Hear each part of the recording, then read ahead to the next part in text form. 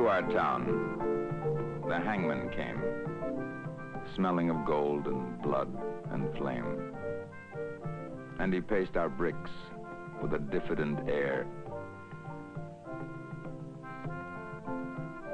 and built his frame on the courthouse square. The scaffold stood by the courthouse side, only as wide as the door was wide. A frame as tall, or little more, than the capping sill of the courthouse door.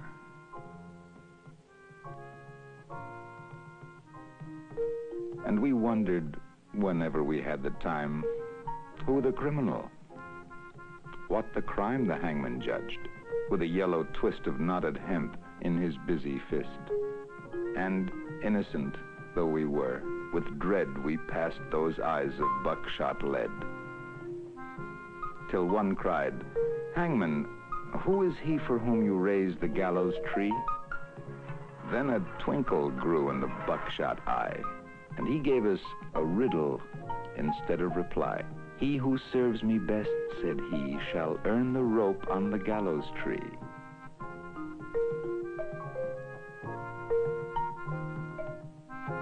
And he stepped down and laid his hand on a man who came from another land.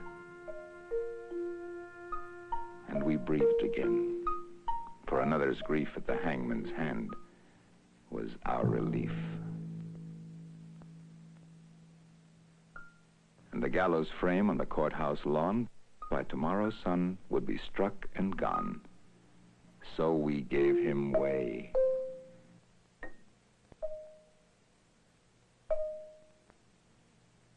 And no one spoke out of respect for his hangman's cloak. The next day's sun looked mildly down on roof and street in our quiet town. And stark and black in the morning air, the gallows tree on the courthouse square. And the hangman stood at his usual stand with a yellow hemp in his busy hand, with his buckshot eye and his jaw like a pike, and his air so knowing and businesslike. And we cried, "Hangman, have you not done yesterday with the alien one?" Then we fell silent and stood amazed. Oh, not for him was the gallows raised. He laughed a laugh as he looked at us.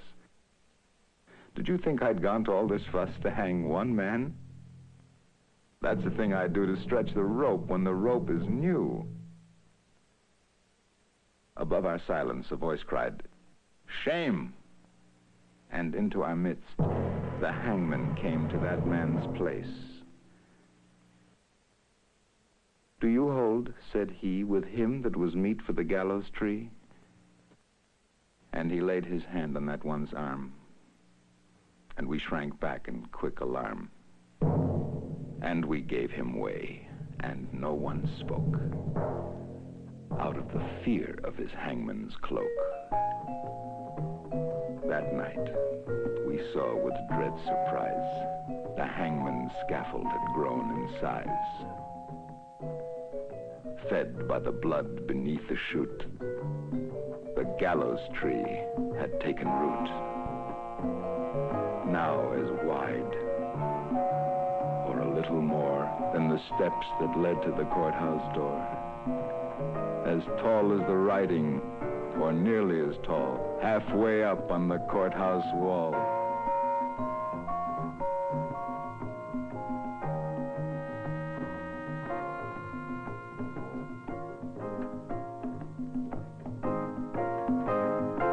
The third he took, we had all heard tell, was a usurer and infidel. "And what," said the hangman, "have you to do with the gallows bound?" And he a Jew. And we cried out, "Is this one he who has served you well and faithfully?" The hangman smiled. "It's a clever scheme to try the strength of the gallows beam." The fourth man's dark, accusing song had scratched our comfort hard and long. And what concern, he gave us back, have you for the doomed and black, the fifth, the sixth? And we cried again, Hangman, hangman, is this the man? It's a trick, he said, that we hangmen know for easing the trap when the trap springs slow. And so we ceased and asked no more, as the hangman tallied his bloody score. And sun by sun, and night by night, the gallows grew to monstrous height. The wings of the scaffold opened wide, till they covered the square from side to side. And the monster crossbeam, looking down, cast its shadow across the town.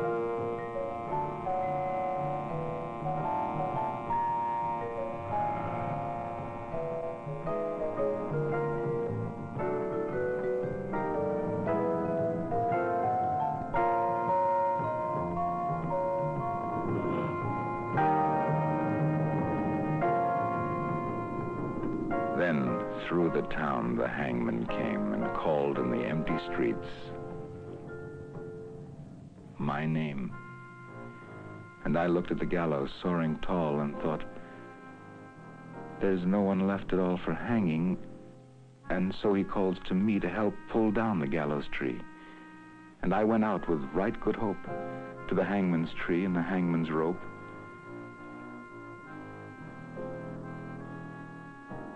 He smiled at me as I came down to the courthouse square, through the silent town, and supple and stretched in his busy hand was the yellow twist of the hempen strand, and he whistled his tune as he tried the trap, and it sprang down with a ready snap, and then, with a smile of awful command, and he laid his hand upon my hand. You tricked me, hangman, I shouted then.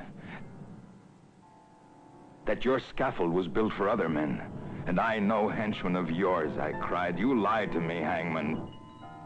Foully lied. Then a twinkle grew in the buckshot eye. Lied to you? Tricked you, he said. Not I. For I answered straight. I told you true. The scaffold was raised for none but you. For who has served more faithfully than you? With your coward's hope, said he. And where are the others that might have stood side by your side in the common good? Dead, I answered, and amiably, murdered, the hangman corrected me. First the alien, then the Jew. I did no more than you let me do. Beneath the beam that blocked the sky, none had stood so alone as I. And the hangman strapped me, and no voice there cried, stay, for me in the empty square.